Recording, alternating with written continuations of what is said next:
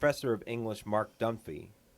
You're here in the Brown Room of the Sue Craven Brown, right? Stivers Alumni House for this episode of Lindsey Wilson Conversations. The way this works is you get to choose a topic of your choice while enjoying a beverage of your choice. And the beverage you have chosen is coffee, and the topic you have chosen is Walt Whitman.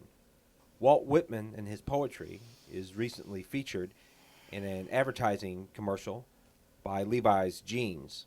Who was Walt Whitman? Walt Whitman is America's national poet. What makes him America's national poet?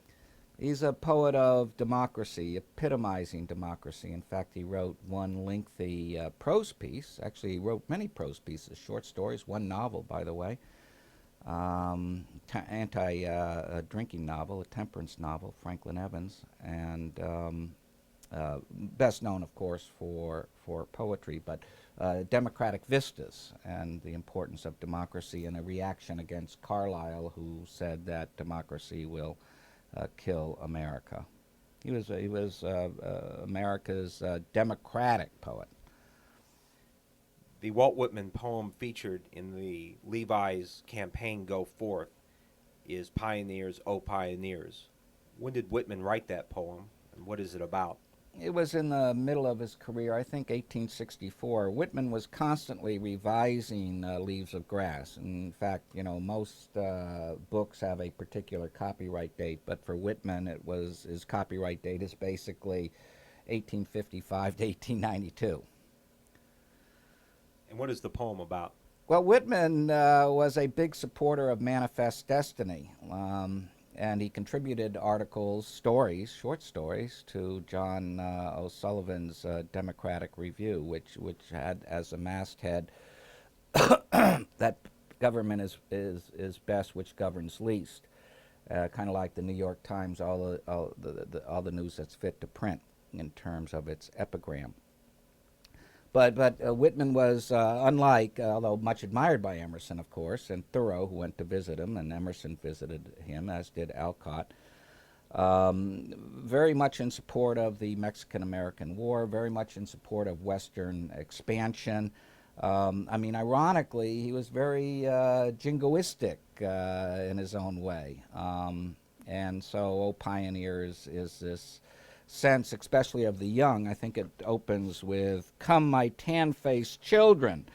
And this is one of the reasons why Levi's used it in the commercial, of course, appealing to the young. And Whitman himself, as it were, in the daguerreotype that appeared in the first edition of Leaves of Grass, is, as it were, in not blue jeans, but coarse jeans, working men's clothes, okay, as you can clearly see.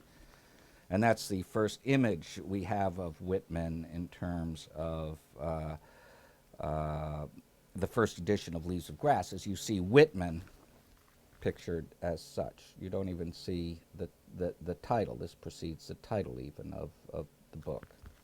Oh, here we have Whitman, Levi man, dressed in working men's clothes and hat.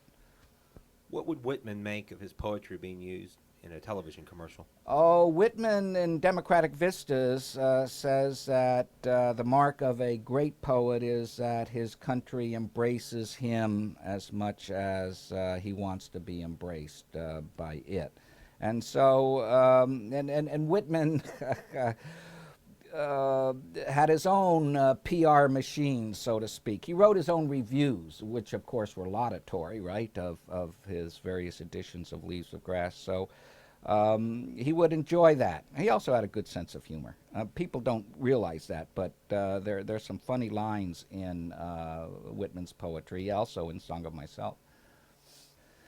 Today, in terms of the ad, I'd be interested to know how many people pick up on the fact that this is a Whitman poem referenced in that ad, as there is no indication that it was written by Whitman. I'm saddened to say I think only maybe 10%, I could be wrong, 20% of viewers would realize that it's a Whitman poem. which is abridged, by the way, of course, you know, it's 30-second or 60-second commercial. It's a fairly long poem.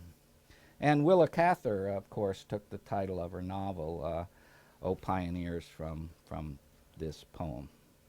Several critics have observed that Pioneers, O Pioneers, is not one of Whitman's better poems. If you want to read Whitman, read Song of Myself, Crossing Brooklyn Ferry, A Passage to India, Out of the Cradle Endlessly Rocking. These are the great poems. Unless, you know, you are for America expanding throughout the world in an imperialist way, perhaps, then O Pioneers is for you. I mean, ironically, it's a very. I mean, we look at Whitman as being very left-oriented, so to speak, but it's a very right kind of poem. What I mean by that, R-I-G-H-T, right-wing type of poem. O Pioneers is. How does one reconcile that with Whitman? He typically is thought of as being a pro-democracy type person, yet he's also advocating manifest destiny at the same time. Well, from Whitman's perspective, there was no real contradiction because democracy is going to save the world. Leaves the grass. It's a democratic symbol throughout the world. So Whitman didn't see it as a contradiction.